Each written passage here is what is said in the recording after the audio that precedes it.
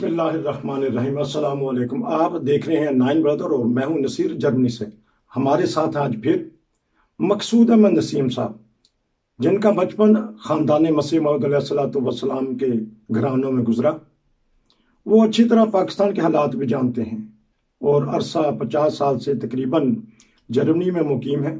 लेकिन उनकी याददाश्त माशाल्लाह हमने पहले 2 प्रोग्रामों में देखी कि जिस तरह की खुली किताब एक एक चीज़ नज़र आ रही है और वो बयान कर रहे हैं।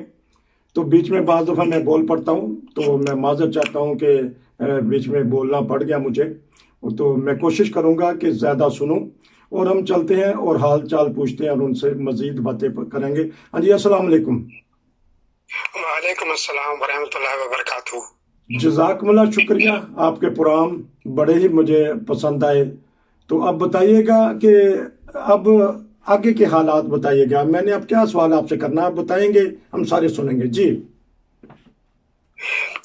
बहुत बहुत शुक्रिया आपकी पसंदीदगी का। तो सवाल तो आपने करने हैं, जवाब मैंने देने हैं। अगर आप ने एक बेटे का सुन लिया है तो अब मैं दूसरे का बता देता हूँ। हाँ जी, ठीक है। हमने बहुत ही प्यारे रंग में मुनासिब ख्याल करें तो ठीक है। तो मैं आज मिर्जा मुनीर अहमद साहब का जिक्र करूंगा जी। उनका जिक्र खैर इसलिए कि वो जब हम हिजरत करके यहाँ आए लाहौर में, तो एक बड़ी खास बात हुई। वो खास बात ये थी कि वहां पर इन्होंने कोई दुकान खोली लाहौर में आकर हिजरत के बाद, यानी हिंदुस्तान बनने के, पाकिस्तान बनने के बाद। तो एक दिन हसमी बशीर साहब ने इत्तेफाकन उनको देखा कि वो किसी ग्राहक को कुछ पैसे दे रहे थे या उनसे ले रहे थे। तो उस वक्त मियाँ साहब चले गए, लेकिन बाद में आपने उनको बुलाकर फरमाया, मियाँ बशीर साहब ने अपने बेटे को, कि देखो बेटा, हम हज़रत मसीह मौद की औलाद है। मैं पैसों के लिए किसी का आगे हाथ पिलाना जो है ना पसंद नहीं करता। हाँ, वो तुम्हारा हक है, वो तुम्हें देने हैं, लेकिन ये बात जो है हमारे खानदान के लिए मायूब है। तो उसके बाद फिर उन्होंने वो दुकान छोड़ दी और ओकाड़ा में जो है वो एक फैक्ट्री बना ली। अब मुझे याद नहीं किस चीज की फैक्ट्री थी। और वहां पर कोशिश ये की कि तमाम अहमदियों को जो है काम दिया जाए। तो इस तरह 70-80 घराने जो हैं उनको वो काम मिल गया। और आसपास यानी ओकाड़ा में उस वक्त इतने अहमदी नहीं थे, लेकिन पास पास के गाँव के लोग भी आकर तो वहां पर काम करते थे और फायदा उठाते थे। ये उनकी बहुत बड़ी नेकी है कि वो जहाँ भी गए उन्होंने अहमदियों को काम दिया। उस वक्त 53 के जो वाकयात हुए तो उसमें उस फैक्ट्री को जला दिया गया। उसके बाद फिर आप जो है फिर दोबारा लाहौर आ गए और लाहौर आकर आपने फिर ट्रांसपोर्ट का काम शुरू किया और तारिक ट्रांसपोर्ट के नाम से एक कंपनी शुरू की, तारिक ट्रांसपोर्ट बस कंपनी, और जो कि लाहौर से सरगोदा जाया करती थी। तो ये 3-4 बसें थी जो दिन में जाती थी, हर 4 घंटे के बाद एक। तो इस तरह और भी उस जमाने में 3 बसें, यानी कि हर एक जो है वो 4-4 घंटे के बाद चलती थी। मतलब अगर 4 बजे सुबह जो है वो तारिक चली है तो 5 बजे क्राउन की चलती थी और 6 बजे फिर यूनाइटेड की, और इस तरह फिर 4 घंटों के बाद फिर तारिक ट्रांसपोर्ट की बारी आ जाती थी। तो ये ट्रांसपोर्ट में भी जितने भी अहमदी थे, सरगोदा की और लालियां की और रास्ते में चिन्होट और पिंडी भटियां सुखे की और शहूबा, ये सब जो है कोशिश करते थे कि हम तारिक ट्रांसपोर्ट पर बैठे, अपनी कंपनी है। तो इसलिए दोनों को फायदा था। और तारिक ट्रांसपोर्ट में इन्होंने जो है ड्राइवर, कंडक्टर, चेकर और सब कुछ जो है वो अपने अहमदी रखे हुए थे। हत्ता कि उस जमाने में रबा में एक जो पुराना बस अड्डा था, लारी अड्डा, मस्जिद मुबारक के करीब होता था, तो वहां पर भी जो एक दफ्तर बनाया हुआ था तारिक ट्रांसपोर्ट का, वहां पर भी जो थे एक खान साहब, मुझे अब उनका नाम भूल गया, तो बहुत अरसा हो गया, 60-70 साल की बात है। तो वो भी अहमदी थे। यानी हर एक कोशिश ये थी कि कोई अहमदी जो है वो हमारे साथ शामिल हो जाए। उसके बाद जब इन्होंने देखा कि अब कंपनियां बढ़ती जा रही हैं और इनमें मुनाफा भी कम होता जा रहा है, पेट्रोल भी महंगा होता जा रहा है, तो इन्होंने ट्रांसपोर्ट कंपनी बेचकर तो जेलवन में जो है वो एक चिप बोर्ड फैक्ट्री बनाई। और उस चिप बोर्ड की इतनी मशहूरी हुई कि वो पाकिस्तान की, उसका नाम भी पाकिस्तान चिप बोर्ड फैक्ट्री था। तो वो पाकिस्तान में सबसे नंबर 1 चिप बोर्ड फैक्ट्री बन गई और उसमें कई 100 لوگ جو ہیں وہ اس میں کام کرنے لگے. تو آپ نے کوشش یہ کی کہ جتنے بھی زیادہ سے زیادہ احمدی مل سکے، بڑی بڑی دور سے احمدی آ کر وہاں پر پھر کام کرنے لگے. لیکن پھر بھی جو ہے وہ یہ ہوا کہ کیونکہ کمپنی کا کام زیادہ تھا اور اتنی احمدی مل نہیں سکتے تھے، تو کچھ غیر احمدیوں کو بھی پھر شامل کیا. تو بڑا عرصہ چلتی رہی فیکٹری، اور اس میں احمدیوں نے بہت، آج بھی یہاں جرمنی میں بہت سے احمدی موجود ہیں جنہوں نے وہاں پر کام کیا ہوا ہے. اور ان میں ایک ہمارے ملک طاہر صاحب ہیں، اور انہوں نے بھی وہاں پر کام کیا. یہ بعد میں ہمارے ہم ریجن کے جو ہے امیر بھی بنے تھے یہاں. تو اس طرح دیکھیں جنہوں نے وہاں کام کیا تھا احمدی کی یا احمدی کے لیے احمدی کو انہوں نے رکھا، تو یہ بڑی بابرکت باتیں ہیں کہ جو کہ ہر ایک نہیں کر سکتا، کہ خاص طور پر احمدیوں کی ملازمت ہے. اس کے بعد پھر یہ فیکٹری جو ہے ابھی کوئی چند سال ہوئے ہیں جلا دی گئی، کہ جھوٹے مقدمہ بنا کر کے اس میں انہوں نے جو ہے وہ قرآنی آیات جلائی ہیں، جبکہ کوئی تعلق نہیں، کیونکہ حضرت منیر احمد صاحب وفات پا چکے تھے. ان کے بیٹے ہیں مرزا نصیر احمد صاحب، اور چھیری ان کو ہم کہتے ہیں پیار سے. تو وہ بھی امیر جماعت ہیں، تھے اپنے جیلم کے. تو وہاں پر گھر بھی وہیں پر تھا فیکٹری کے اندر ہی، تو وہاں پر انہوں نے حملہ کیا اور تمام املاک کو نقصان پہنچایا، فیکٹری جلا دی. اور بڑی مشکل سے یہ چونکہ میاں نصیر احمد صاحب جو ہیں یہ پہلے فوج میں خود بھی کیپٹن کے عہدے تک رہے ہیں، تو ان کے کچھ تعلقات قریبی ایک جو تھا گیریزن اس کے ساتھ تھے. تو انہوں نے پھر ان کو ٹیلی فون کیا اور ان کو بلایا، اور انہوں نے بڑی مشکل سے پھر ان کی جان بچا کر تمام گھر والوں کو ان کو پھر پچھلے راستے سے نکالا. تو اس طرح یہ جھوٹے الزامات لگاتے ہیں جو سرکاری مسلمان ہیں، اور اس سے ہمیں پھر زیادہ تکلیف اٹھانی پڑتی ہے. حالانکہ عام مسلمان جو ہے وہ ان باتوں کا خیال نہیں کرتا، وہ کہتا ٹھیک ہے جو کلمہ پڑھ رہا ہے مسلمان ہے، اللہ خیر صلاح، ان کو ان گہری باتوں سے دلچسپی نہیں. اور استغفر اللہ ربی، ہم جو قرآن کے محافظ ہیں وہ قرآن کے سواد کیسے چلا سکتے ہیں؟ یہ تو ہو نہیں سکتا. اور نہ ایسا کوئی واقعہ ہوا ہے، کیونکہ میں تو گھر کا آدمی ہوں، مجھے علم ہے کہ ایسی کوئی بات نہیں. یہ صرف شر پسندی تھی اور اس کی وجہ سے یہ فیکٹری جلا دی گئی. تو میں صرف اس لیے کہ انہوں نے سینکڑوں لوگوں کو جو ہے وہ 20 برس تک جو ہے وہ کام دے کر ان کی جو ہے پرورش کی اس طریقے سے. تو میں تو یہی کہوں گا. تو میں چلے مجھے بھی تھوڑا سا موقع مل گیا کہ حضرت مرزا منیر احمد صاحب کے جو اندر کے خانسامہ تھے وہ میرے والد صاحب محمد حنیف باورچی، جو ان کی قبر کے اوپر کتبہ لکھا گیا ہے، وہ کیونکہ خلیفہ ثالث کے بھی باورچی تھے، خانسامہ تھے، تو ان کے کتبہ کے اوپر یہی لکھا گیا ہے. یہ ہمارے لیے اعزاز ہے کہ خلیفۃ المسیح ثالث رحم اللہ کے خانسامہ محمد حنیف باورچی. بہرحال یہ تو چلیں آپ کی باتوں سے یہ بات آ گئی.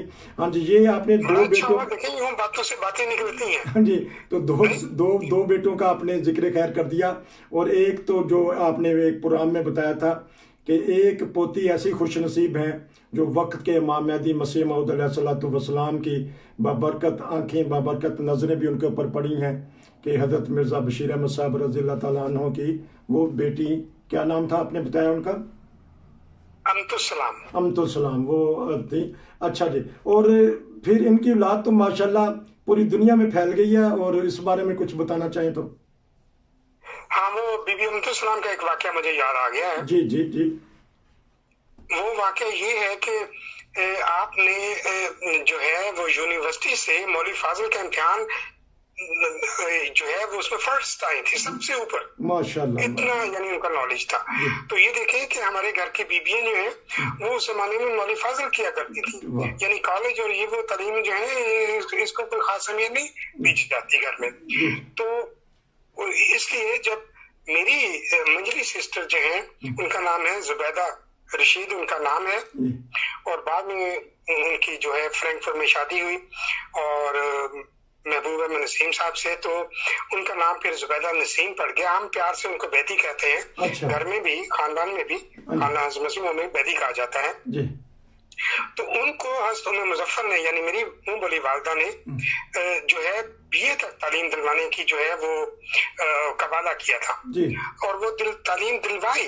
اور جب انہوں نے بی اے پاس کیا तो तमाम खानदान हाजी मसीह मौद में मेरे पास तहरीर वो जो है ईमेल जो सब कुछ मौजूद है कि उन्होंने इतनी खुशी मनाई कि हमारे घर की एक बेटी ने भी बीए किया, यानी उसमें खानदान में सबसे पहली जो है या खानदान से ताल्लुक रखने वाली लड़की जिसने बीए किया था। ये भी मैं बताना चाहता हूँ। हाँ ठीक है, ये इस तरह के तो वाक़यात हमने सुने, क्योंकि बाज़ वाक़यात ऐसे हैं जो अखबारों में लिटरेचर में है, लेकिन आजकल पढ़ने का मौका कम मिलता है लोगों को, क्योंकि मोबाइल आ गया है, इंटरनेट आ गया है, लैपटॉप है, सारे काम इस तरह हो जाते हैं। तो इस तरह के तो वाक़या सुना जी, मजीद सुनाइएगा। एक लतीफे की बात भी मैं आपको बताता हूँ। जी जी। वो ये है कि जब मिर्जा बशीर अहमद साहब की शादी हुई तो आप बिल्कुल छोटे बच्चे थे, 13-14 साल के, और आपकी जो ज़ौजा मुहतरमा है हज़रत मुज़फ़्फ़र, वो भी कोई 12-13 साल की जी। तो उसके कुछ अरसे के बाद, कुछ सालों के बाद, जब आपके यहाँ ये पहली औलाद हज़रत बीबी अमतुस्सलाम साहिबा पैदा हुई, तो कहते हैं कि मैं स्कूल में था, हाई स्कूल में, तो मैं घर आया तो किसी ने मुझे बताया कि तुम्हारे यहाँ बेटी पैदा हुई है जी।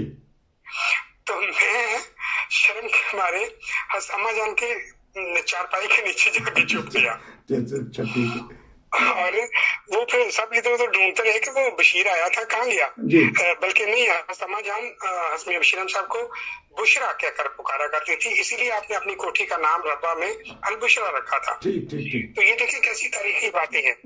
तो वो अम्मा जान ने वो ढूंढ लिया और उनको जो है अपने चारपाई के नीचे से, पलंग के नीचे से कहा बाहर आ जाओ, कोई ऐसी बात नहीं है, ये होते हैं, बच्चे पैदा हो जाते हैं जब इंसान की शादी होती है, तो तुम्हें बहुत बहुत मुबारक हो, जाओ बच्ची का मुंह देखो और अपनी बीवी को मुबारकबाद दो।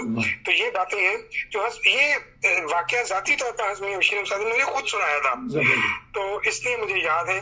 तो कि कैसी प्यारी प्यारी बातें जो हैं वो अपने बचपन की वो हम लोग सुनाया करते थे और हम लोग और से सुना करते थे।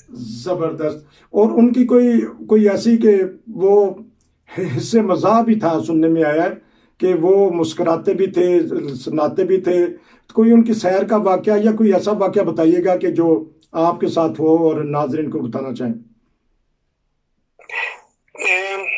अच्छा, मेरे साथ तो वो सैकड़ों वाकयात हैं कि मैं अब वो जो है उनकी तशखीस नहीं कर सकता कि कौन सा सुनाऊं या कौन सा ना सुनाऊं। ठीक है, लेकिन मैं आपको सिर्फ एक बात ये अर्ज करूंगा आपकी खिदमत में कि जो हज़रत बशीर अहमद साहब ने मेरा नाम और तखल्लुस नसीम रखा था, और पहले भी एक मरतबा मैंने अर्ज किया था कि उसकी किसी को समझ नहीं आई कि ये तखल्लुस, क्योंकि तमाम खानदान है हज़रत मसीह मौद में किसी एक भी बच्चे का नाम तखल्लुस के साथ नहीं है। जी। अच्छा, अब जब हज़रत मियां साहब फौत हो गए था, उस वक्त से पहले भी हमें इल्म था कि हज़रत मियां साहब शायर भी हैं और अपना नाम वो कभी तखल्लुस अहमद रखा करते थे, कभी बशीर के तखल्लुस इस्तेमाल कर लिया करते थे। ठीक है, तो अब जब मैंने उनकी वफात के 2 साल के बाद जब जंग हुई, तो मुझे भी जो है वो, चूंकि मैं पढ़ने लिखने का शौकीन था, हज़रत मियां बशीर अहमद साहब अपनी जिंदगी में ही, अपनी हयात में ही मुझसे किताबें पढ़वाया करते थे और रिसाले पढ़वाया करते थे। आप पलंग पर लेट कर सुना करते थे, मैं नीचे जमीन पर लेट के उनके पास, क्योंकि वो एयर कंडीशन कमरा था, तो हमें बड़ा लुत्फ आता था वो ठंडे फर्श पर लेट कर। तो दरी होती थी, बाज का कंबल होता था, इस तरह। तो वो मुझसे सुना करते थे, यानी उस वक्त मैं अभी 7-8 साल का बच्चा था, लेकिन मेरी उर्दू इतनी अच्छी थी कि हज़रत मियां साहब को बहुत पसंद थी। हाँ, कहीं जो है किसी कोई मुश्किल लफ्ज आ जाता था, मैं गलत पढ़ता था, तो वो उसकी तस्हीह कर देते थे। कितनी बड़ी बात है कि किस तरह वो मेरी तालीम और तरबियत कर रहे थे। तो इसलिए मुझे याद है कि उनको नसीम हिजाजी साहब के बहुत से नावल बहुत पसंद थे, क्योंकि वो इस्लामी नावल थे और उसमें कोई ऐसी बुरी बात नहीं थी। वो मुझे पढ़ने के लिए देते थे और मैं पढ़ के उनको सुनाया भी करता था। फिर लाहौर रसाला था, हफ्तावार वो आता था, वो भी पढ़कर उसमें मुझे बच्चों का सफा पढ़ने की इजाजत थी, वो मैं पढ़ता था। फिर तशीजुल निज़ाम भी घर में आता था, वो भी मुझे पढ़ने के लिए देते थे। हाँ, एक बात से मना करते थे कि ये बच्चों की दुनिया और ये इधर उधर के जो रिसाले हैं, उसमें जो है जिन्हों भूतों और परियों और शहजादों की बातें सब अफसाने हैं, ये ना पढ़ा करो। बस इस बात ये। हाँ, उनका एक प्राइवेट रेडियो जो उनके कमरे में था, पूरे घर में एक ही रेडियो था, वो भी मुझे सुनने की इजाजत। देखिए, मैं 7-8 साल के बच्चे की बात कर रहा हूँ, कोई जवान जहान की नहीं। तो इसलिए جتنی انہوں نے شفقت مجھ پر کی ہے شاید میں سمجھتا ہوں کہ اپنے بچوں سے بھی زیادہ مجھ پر شفقت کی ہے. پھر اس سے بھی بڑی شفقت کی ایک اور بات بتاتا ہوں. وہ یہ ہے کہ اگر ان کا کوئی نواسا یا پوتا دائیں طرف بیٹھتا پلنگ پر تو میں ان کے بائیں طرف ہوتا, یا وہ اگر بائیں طرف بیٹھ جاتا تو میں مطلب کوئی تخصیص تھی ہی نہیں گھر میں. اس سے زیادہ پیار کوئی انسان نہیں دے سکتا. یہ تربیت جو ہے حضرت مسیح موعود کی نے اپنے اور حضرت اماں جان نے اپنے بچوں کی ہے کہ وہ ہر احمدی کو اپنا بھائی اور جو ہے اپنا ہی بندہ سمجھتے ہیں. تو اس سے مجھے ایک چھوٹی سی بات ایک اور یاد آ گئی, اگر آپ اجازت 1 منٹ کی بات ہے. بالکل 96 میں میری والدہ بیمار ہو گئی. وہ پہلے یہاں جرمنی میں رہتی تھی, تو وہ اس سے 1-2 سال پہلے واپس چلی گئی تھی. تو وہاں جا کر وہ بیمار ہوئی, ہارٹ کی ان کا پرابلم ہو گئی. ایک کے بعد دوسرا جو پردہ بند ہونا شروع ہوا. تو انہوں نے مجھے فون کیا کہ بیٹا میں نے تمہیں کبھی کچھ نہیں کہا, اور لیکن اگر تم نے مجھے زندہ دیکھنا ہے تو آپ آ جاؤ, میں بھی تمہیں دیکھنا چاہتی ہوں. تو میں اگلے دن وہ سیٹ بک کروا کر چلا گیا, اور 2-3 دن پھر ان کی خوشی ہمارے ہاتھوں میں وفات ہو گئی. تو اس کے بعد میں تمام خاندان میں ملنے گیا, کیونکہ وہ تمام خاندان بھی آیا ہوا تھا. حضرت بی بی ام متین صاحبہ بھی تشریف لائی ہوئی تھی, جو کہ حضرت خلیفۃ المسیح ثانی کی جو ہے وہ ہے زوجہ. تو اس طرح بہت سے لوگ آئے ہوئے تھے خاندان کے. تو میں گیا سب کا شکریہ ادا کرنے کے لیے. بعد میں تو حضرت حنیف احمد صاحب کے گھر میں جب گیا تو وہاں پر میں حضرت حنیف احمد صاحب کو اس وقت بخار تھا. وہ کہنے لگے آؤ بیٹا دیکھو یہ مجھے بخار آیا ہوا ہے, تو اندر یہاں دیکھو میرا کتنا بخار. میں نے چیک کر کے کیا, بتایا انہیں. تو اتنی دیر میں وہ جو ہے میر داؤد احمد صاحب کی بیوی آ گئی, کیونکہ درمیان میں جو مکان ہے ان کے درمیان میں چھوٹے چھوٹے دروازے بھی ہیں تاکہ ایک دوسرے کے گھر آ جا سکے. تو وہ آ کے کہنے لگی تم زمین پہ بیٹھے ہوئے, کسی کو کہا کہ کرسی لاؤ ادھر. تو مجھے کہا کہ اس کرسی, میں کہا جی میں میاں صاحب کے پاس بیٹھا ہوں نیچے, وہ نیچے لیٹے ہوئے. کہنے لگے تم کرسی پر بیٹھو. تو مجھے کرسی پر بٹھا کے اچھا آپ سناؤ اپنے جرمنی کو کہ حال چال یہ وہ اور یوں, اور پھر وہ یعنی اس طرح باتیں ہوتی رہی. تو میں نے حنیف احمد صاحب سے کہا کہ میاں صاحب آپ اتنی شفقت فرما رہے ہیں, میں تو خاندان کا ایک معمولی سا کیا اس کو کہتے ہیں غلام. تو وہ کہنے نہیں, تمام جماعت احمدیہ کے بچے ہمارے بچے ہیں. دیکھیں کتنی بڑی بات ہے. یعنی کہ میں گھر میں ایک پالے ہوئے بچے کی بجائے وہ کہتے ہیں تمام خاندان کے بچے ہمارے بچے ہیں, یعنی تمام جماعت احمدیہ کے بچے ہمارے بچے ہیں. ایسی باتیں جو ہے اس خاندان سے ہم سیکھتے ہیں. تو اس کے بعد جو ہے ان کے لیے دعا خود بخود ہی نکلتی ہے, ہاں کوئی بھی ہو. جی اچھا, تو آخر پہ ایک واقعہ بتا دیجیے گا اگر کوئی ذہن میں ہے تو. کبھی آپ کو یہ سعادت ملی ہے کہ آپ نے کبھی وضو کروایا ہے حضرت مرزا بشیر احمد صاحب کا, یا جائے نماز کا انتظام کیا ہے, یہ بتا دیجیے گا. بالکل. چونکہ میں نے بتایا تھا کہ جب ہم صدر انجمن کے کوارٹر میں رہتے تھے تو میں نماز پر جایا کرتا تھا. جب ہم کوٹھی البشرا درس غربی میں چلے گئے تو وہاں سے بھی ہم باجماعت نماز کے لیے میاں صاحب کے ہمراہ جایا کرتے تھے. ٹھیک ہے. تو جب میاں صاحب زیادہ بیمار ہو گئے تو اس کے بعد پھر بعض اوقات وہ جو ہے ہاتھ دھونے کے لیے وہ ساتھ میں ان کے کمرے کے ساتھ جو غسل خانہ تھا, ٹوائلٹ علیحدہ تھا, تو غسل خانے میں بھی نہیں جا سکتے تھے اپنی بیماری, بعض اوقات ہمیشہ نہیں.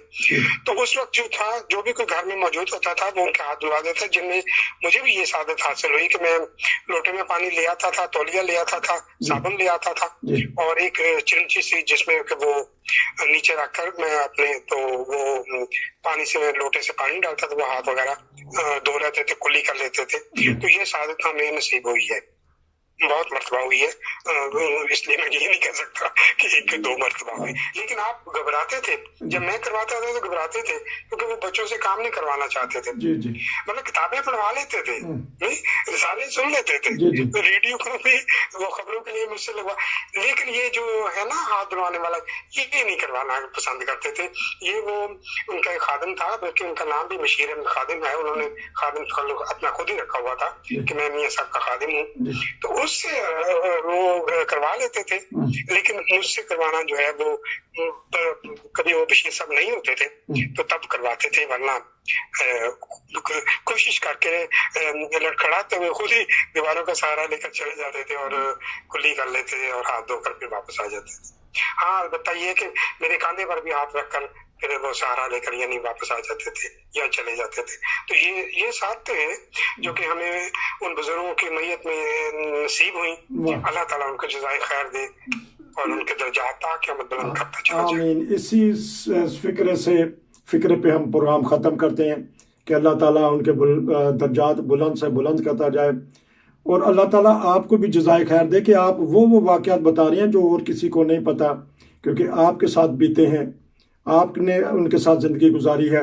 उम्मीद है कि आने वाले प्रोग्रामों में भी हमें ऐसे ईमान फरोज़ वाक़यात बताएंगे। नाज़रीन, आप दुनिया के जिस मुल्क में भी रहते हैं, अगर आपने भी ख़ानदान मसीह मौऊद अलैहिस्सलातु वस्सलाम के ख़ानदान से फैज़ हासिल किया है, उनकी खिदमत की है, या मुल्क की खिदमत की है, या जमात की खिदमत की है, या इंसानियत की खिदमत की है, कोई भी खिदमत की है, तो आइए नाइन ब्रदर को बताइए, ताकि ये कर्ज है हमारी आने वाली नस्लों का जो हम छोड़ के जाएंगे।